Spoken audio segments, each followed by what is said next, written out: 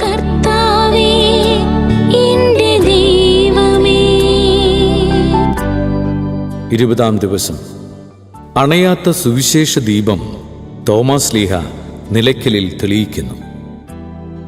നിരണത്തു നിന്നുമാണ് തോമാശ്ലീഹ നിലയ്ക്കലിൽ എത്തിയത്. നിരണത്തു നിന്ന് പാണ്ഡിദേശത്തേക്കുള്ള വാണിജ്യപാതയിലൂടെയാണ് ശ്ലീഹ നിലയ്ക്കലിലേക്ക് നടന്നത്. നിലയ്ക്കൽ അന്നത്തെ ഒരു പ്രധാന വാണിജ്യ കേന്ദ്രമായിരുന്നു. ചുരുങ്ങിയ കാലം മാത്രമേ അവിടെ സുവിശേഷം പ്രസംഗിക്കുവാൻ ശ്ലീഹായ്ക്ക് സാധിച്ചുള്ളൂ. അപ്പോഴേക്കും നിരണത്തു നിന്നും ആളുകൾ അദ്ദേഹത്തെ തേടിയെത്തിയിരുന്നു.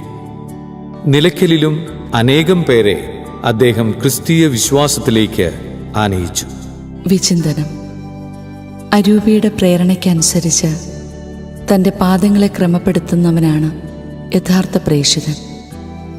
എവിടേക്ക് പോകണമെന്നും എന്തു ചെയ്യണമെന്നും അവനോട് നിർദ്ദേശിക്കുന്നത് അരൂപി തന്നെയാണ്. ശ്ലീഹന്മാരുടെയും ആദ്യകാല മിഷണറിമാരുടെയും ജീവിതത്തിൽ ഇതാണ് നാം കാണുന്നത്. തോമാശ്ലീഹായുടെ പ്രേക്ഷിത ജീവിതവും അതുപോലെ തന്നെയായിരുന്നു. നിരന്തരമായ യാത്രയായിരുന്നു അത്. ഒരിക്കലും വിശ്രമിക്കാത്ത, എവിടെയും സ്ഥിരതാവളം ഉറപ്പിക്കാത്ത അരൂപിയുടെ പ്രേരണകൾക്ക് കാതോർത്തുകൊണ്ടുള്ള ജീവിതം. അതുകൊണ്ടാണ് കേരളത്തിലെ പ്രമുഖ സ്ഥലങ്ങളിലെല്ലാം ആവശ്യാനുസരണം എത്തിച്ചേരാൻ അദ്ദേഹത്തിന് സാധിച്ചത്. മധ്യ കേരളത്തിലെ മലയോര പ്രദേശങ്ങളിലെ ഒരു പ്രധാന വാണിജ്യ കേന്ദ്രമായിരുന്നു അന്ന് ചായൽ എന്നുകൂടി അറിയപ്പെട്ടിരുന്ന നിലയ്ക്കൽ.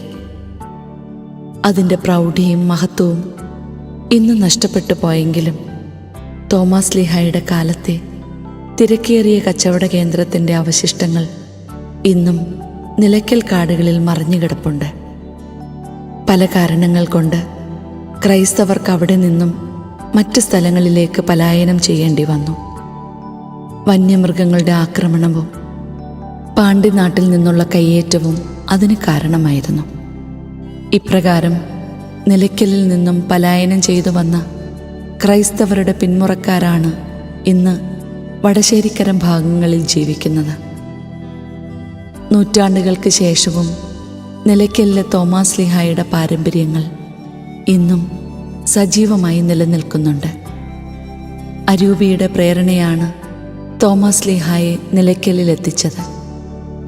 അതേ അരൂപി തന്നെയാണ് ഇന്നും നിലയ്ക്കലിലെ ക്രൈസ്തവരുടെ ജീവിതങ്ങളിൽ പ്രവർത്തിക്കുന്നത്. നമ്മിലും ക്രിയാത്മകമായി നിലകൊള്ളുന്നതും അതേ ദൈവാരൂപി തന്നെ. അത് തിരിച്ചറിയുവാൻ നമുക്ക് സാധിക്കട്ടെ.